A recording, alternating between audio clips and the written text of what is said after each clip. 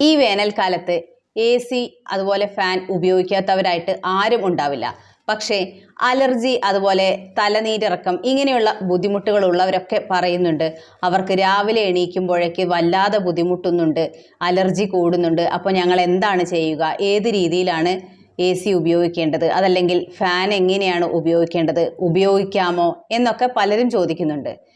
ഇങ്ങനെ allergy പ്രശ്നങ്ങളുള്ളവർക്ക് AC ഉപയോഗിക്കുമ്പോൾ എപ്പോഴും അത് ടെമ്പറേച്ചർ കുറച്ചിട്ടിടുന്നതാണ് നല്ലത്.